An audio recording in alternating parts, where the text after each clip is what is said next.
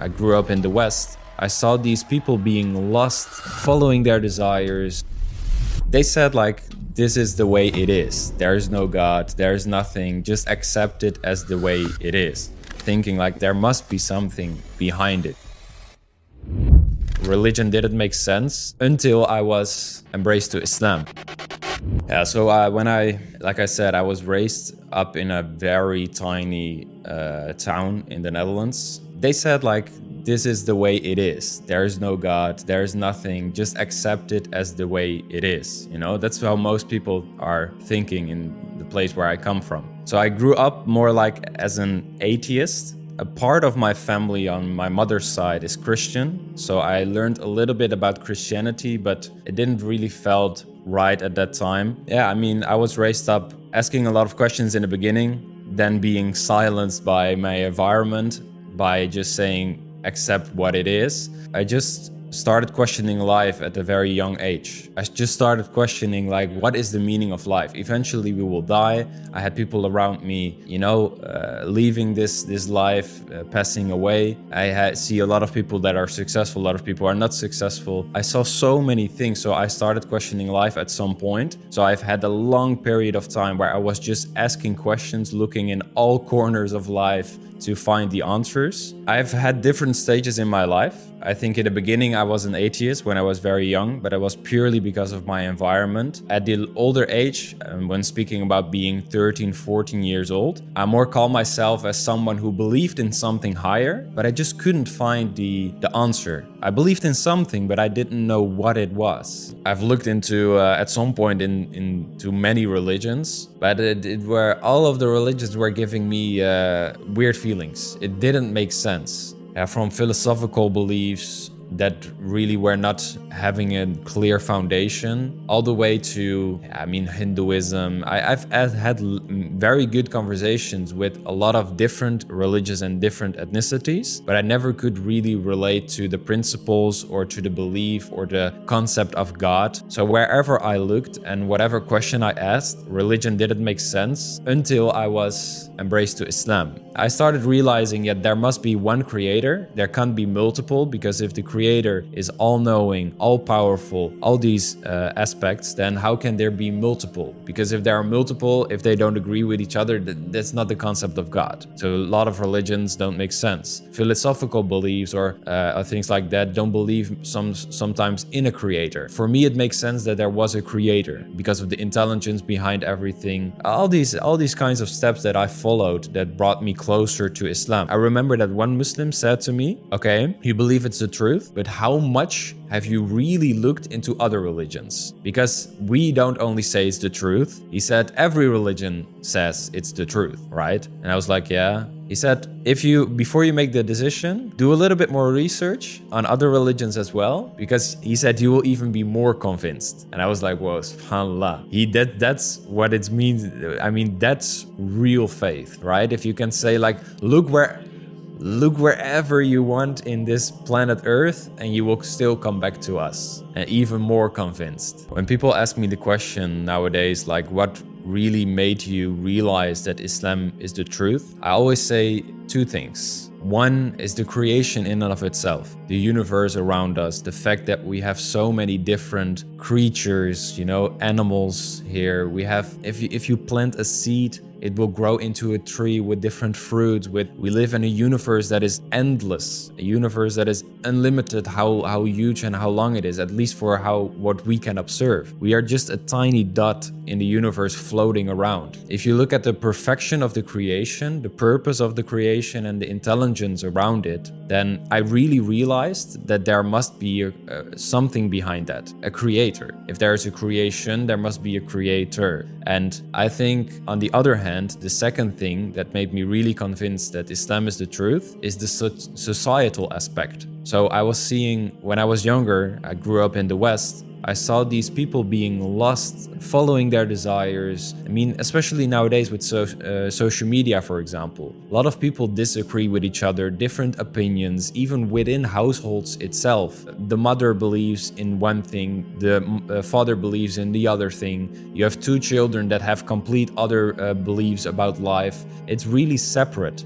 really individual. People are just following their desires and their ego. So who is determining the rules? Who is determining what is good and bad? And then I really saw, and was something that I realized pretty early in my life from observing the Muslims, is I realized that if you have rules or a book that is coming from something higher and you believe in it all together, then society is much more peaceful. I saw that the Muslims were so united. If there was a problem in their family, they were not arguing and fighting. No, they were like, okay, let's look at the Sunnah, let's look at the Quran. And then I was like, wow, that's beautiful, right? There are just rules that we're living by, and that brings so much more peace. I mean, sometimes boundaries and rules are much better than freedom, because freedom will let you follow your desires blindly. I remember someone when I was younger, when I started to get more interested in Islam, he said, if there's no God in your life,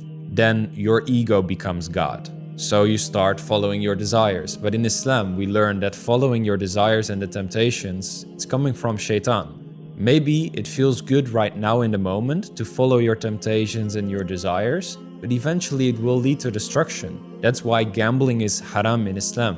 That's why alcohol is haram in Islam. You know, zina is haram in Islam. All these kinds of things. If you look at the consequences of following your desires and these aspects, it makes complete sense. And that's what I mean with Islam. Islam is the only religion that really stands for its beliefs and puts a boundary at, like, we don't do this. We stand for what Allah subhanahu wa ta'ala, what God has commanded us. And I didn't find any religion on this planet Earth that had such high level of faith and discipline and structure. Alhamdulillah. I went through a journey of asking a lot of critical questions about Islam for years. I've joined 2 Ramadans before I reverted. I knew 4 surahs before I reverted. I knew how to pray before I reverted. I was constantly asking these critical questions, like I said. So I wanted to know everything. I wanted to really be convinced of that there is no fault in it or anything like that. So at some point I understood everything. I was going to my barber. I remember I was at my barber. I was saying like, hey, isn't it prayer time? It's like duhur not right now, right? He was like, yes, but he was like, are you Muslim already? I said, no, but I try to pray 5 times a day because I feel peaceful with it and I'm pretty close, I said. I'm really pretty close. Then he asked me something, which was the thing maybe that I needed at that time. He said, what if you would die tomorrow? Or what if you would die today? Are you dying as a Muslim or are you dying as a non-Muslim? And subhanAllah, that's really made me think. And I didn't got an answer to that at that time. But on my way home, after I went to the barber, I was really asking myself, yeah, what am I dying? How am I dying? Where do I go? I mean, death is the best reminder sometimes. And I remember giving my friends a call on my way home saying, tomorrow let's take my shahada. I want to do it. I'm convinced. Yeah, I'm convinced. And the next day was Jummah. So on a Friday, mosque was completely filled. I was taking my shahada in front of all these brothers over there. It was amazing in and of itself. The day was amazing. After that, we had lunch together. Everyone, of course, really happy, giving me all gifts and stuff. So it was a really peak moment. But I remember that after my shahada, the day of my shahada, I went back home by myself. And I looked myself in the mirror and I was seeing myself and I was like, now I'm a Muslim. Now I'm Thom and I need to call myself a Muslim. And I remember that this was an identity that I really needed to get used to. It wasn't asking these beautiful questions anymore and just observing the religion. No, now I was a Muslim. No, I'm not praying because I just enjoyed it once now and then, but now it's like a must. Now I need to pray every single day. And so the journey before my reversion, before I took my shahada and after are really beautiful in and of itself as well. And I was a little bit afraid of saying to people that I'm a Muslim. I had a phase of my life where it wasn't because I was really ashamed. I was really proud to be a Muslim, but I knew that other people were having other opinions about Islam. But alhamdulillah, now I see it as something positive. When I walk on the streets or people see me or talk to me and they know that I'm Muslim and they're asking, I talk with full pride about it. I see it also as opportunity to give dawah, you know. That's also why I created the channel at some point. It's just from another perspective. If you are a white blonde guy talking about Islam, people are like, how did this happen? So yeah, alhamdulillah, it's beautiful.